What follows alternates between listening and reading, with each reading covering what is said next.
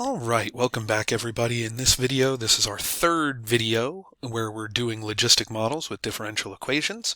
The third and final video for section 7.9 of AP Calculus BC. In this video, we're just going to do a few more examples related to logistic models with differential equations, and this shouldn't be a terribly long video, but we'll see. All right, let's go ahead. Example 4. Example 4. The rate of change of the number of wolves in Yellowstone National Park, W of t, is modeled by a logistic differential equation. If the rate of the change of the population is at a maximum when there are 100 wolves in the park, and the rate of change is 10 wolves per year when there are 70 wolves in the park, then write a differential equation to model this situation. Okay, so first things first. The rate of change of the population being at a maximum when there are 100 wolves in the park gives us information about the carrying capacity, because the rate of change of the population is at a maximum at half of the carrying capacity, and therefore we can deduce that the carrying capacity for this population is going to be 200 wolves. All right. So now we can use that carrying capacity to start writing our differential equation for the change in wolves with respect to time. So change in wolves with respect to time is equal to some constant times the number of wolves times the quantity 1 minus carrying number of wolves over the carrying capacity. So there's our initial differential equation. All right. However, we still need the value of k to write this differential equation, and we have enough information to find it. In the next phrase here, it says the rate of change is 10 wolves per year when there are 70 wolves in the park. That means that dw dt is 10 when w is 70. And so we can substitute 10 in here for dw dt and 70 in here for w, and use that to solve for k. So we've got 10 equals 70k times the quantity. Let's see, that's 130 over 200, which is 13 over 20.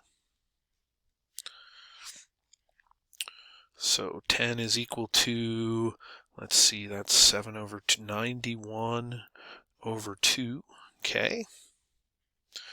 And so k is equal to 20 over 91. And now we can bring the k back and put it into our differential equation that we had written in. And so we're going to have dw dt equals 20 over 91 w times the quantity 1 minus w over 200. And there is our differential equation modeling this situation. All right, example 5. The number of fish in a lake is modeled by the function f that satisfies the logistic differential equation df dt equals 0.04 f times the quantity 1 minus f over 5,000, where t is the time in months and f of 0 equals 2,000. What's the limit as t approaches infinity of f of t? So I'm going to use my shortcut. I can identify from this differential equation that k is equal to 0.04 and that the carrying capacity is 5,000. And then I can go ahead and substitute those in, and I get y equals 5,000 over 1 plus ae to the negative 0.04t. Okay, and this is our function. I guess I should notate that as f of t. And we're trying to find the limit of this as t approaches infinity. Well, guess what? No matter what the value of a is going to be some constant. The limit as t goes to infinity of this expression is going to be the same. Because as t goes to infinity, this is going to become an infinitely large negative value in this exponent, which means that e is going to approach 0. which means that a times e is going to approach 0. And so this ends up approaching 5,000 over 1, or 5,000. That's my limit as t approaches infinity of f of t. Boom, 5,000. So you should notice from this, when we have a logistic differential equation, and we talked about this as one of the characteristics, the limit as t approaches infinity of the function is always getting closer to the carrying capacity. So as long as we have it set up in carrying capacity form, we can very quickly and easily answer a question like this.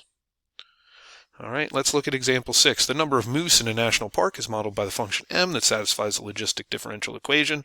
dm dt equals 0.6 m times the quantity 1 minus m over 200, where t is the time in years and m of 0 equals 50. What's the limit as t approaches infinity of m of t? Again, this is going to be equal to the carrying capacity.